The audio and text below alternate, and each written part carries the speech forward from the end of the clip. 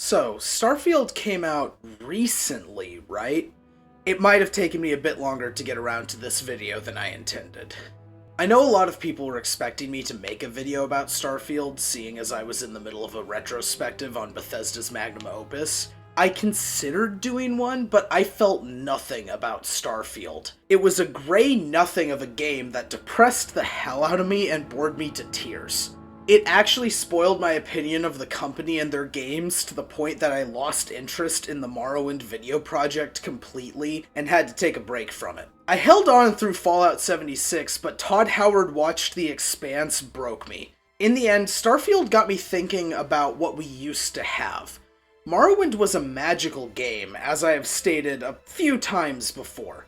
It was forged in a crucible of financial instability and unchecked creativity, and it is probably the only Bethesda game I recommend without caveats. Starfield is a game I struggle to either recommend or to warn people away from. It's nothing.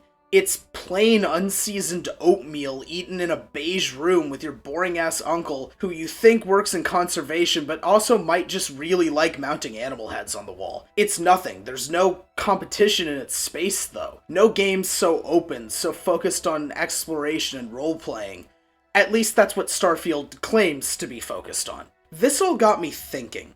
Bethesda is the only company that really makes RPGs like this, and they bluntly haven't been doing a very good job for a while now. There's an underserved demographic of fans of these games who haven't had a proper Morrowind-style game since fucking Morrowind. Maybe Oblivion, but that game's so riddled with problems in the modern day that it's almost unbearable without mods. I'll stand by that. No company has really stepped in to fill this gap. Other open-world RPGs started sorta strong, but as a genre have morphed into the general AAA slop that we have nowadays, with maps full of icons, dozens of parasitic minigames and distractions, and just endless torrents of pointless DLC. I love DLC, but come the fuck on. Give me some quests, a new island, something, not just a shirt. Now, 90s style CRPGs have seen a really big resurgence recently as Baldur's Gate 3, Wrath of the Righteous, those sorts of games show. And there's a sizable audience for those old school RPG games. For whatever reason, the immediate successors to that genre, those early 3D RPGs with their grim tones, blurry textures, open-ended and sometimes very janky gameplay, and remarkably compelling storylines have just been totally ignored. It is as if the industry believes that everyone who loved Morrowind is either still drinking the Bethesda Kool-Aid or has just accepted the mediocre state of modern AAA 3D RPGs.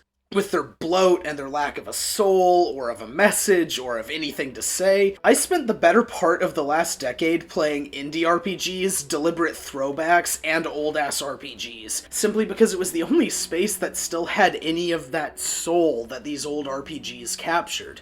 But even with those indie games, there was something missing.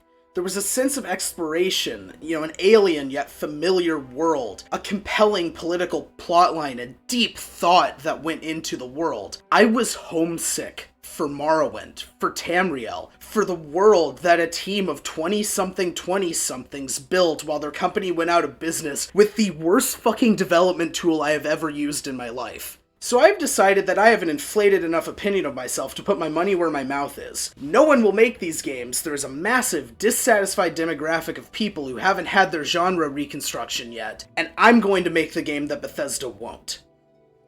Mud and Rust has started development and will be an open-world RPG in the style of old Bethesda, drawing inspiration from the holy trinity of Morrowind, Gothic, and Arx Fatalis. These games represent a genre in themselves, RPGs committed to world building and making you feel like you belong in that world. Mud and Rust is set on the Harrowed Isles, a rainy island chain in a northern ocean, ruled by an ancient and powerful empire currently being exploited and corroded by influences from across the sea. The setting is roughly around its version of the 1890s, with mass production and industrialization having fully taken hold, and all the excesses in capitalism and abuse that implies. I've selected a game engine, Godot, and have gotten several plugins set up. I've bounced off game creation a couple times in the past because of Unity, and Godot is a vastly easier solution to build the sort of game that I want to compared to fucking Unity. The current state of the project is a little crude, just a small section of terrain, a player controller, and a basic NPC that follows you around. Nav meshes are a sin, and I hate them, but they provide so much power.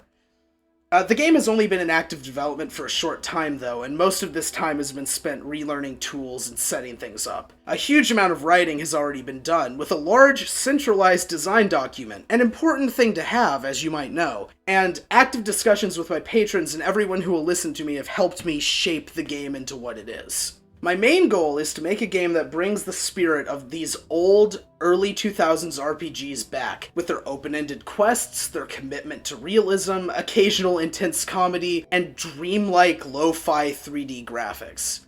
This project is going to be a long one, and we're just at the start of this journey into game development and proving that it isn't impossible to make these games anymore. It's simply that no one is bothering. My generation's time in the nostalgia-baiting reboot cycle is on the horizon, and I want to be at the fucking vanguard of it. I actually got so mad at Starfield that I am going to make my own better game about it. I plan on making many more videos about the world of Mud and Rust and the general shape that the game will take as it is formed from the base matter of code and polygons. I have no delusions that this is going to be a quick project, and I might be staring down the barrel of years of work, but I'm content to do it. We have so many force multipliers in the modern day. If I'm having a problem or need to learn a skill, I can fucking Google it and learn immediately how to solve my problem, how to write that code, how to get the fucking enemy to walk on the ground instead of 4 feet in the air. Why do nav meshes work like this by default? I haven't really plugged my Patreon that heavily before, out of respect for your time. I do have that PBS send up at the start of some of my videos, but I felt it really wouldn't fit this one. If you want to fund development of Mud and Rust and help me shape the world and this game out of nothing, chuck me $1 at using the link below. It gets you access to the Discord and the ability to vote in polls, lets you see the lore channels where I will be slowly posting bits and pieces of writing for the game, and it'll be funding development of Mud and Rust and any other content that gets uploaded to this channel. I'm also fairly active on there and very willing to take suggestions and ask for feedback on ideas.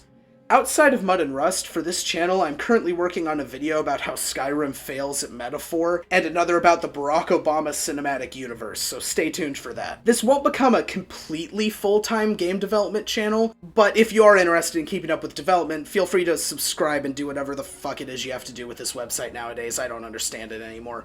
If you're interested in possibly contributing to this project, particularly if you're a 3D artist or animator, you can either reach out on the Discord or by sending an email to my business email, which will be linked below and in the channel profile here on YouTube. I would love to hear from anyone who is willing to help, as I am only one person. While I will gladly work on this alone, anything is more fun with the right other people, even things that suck.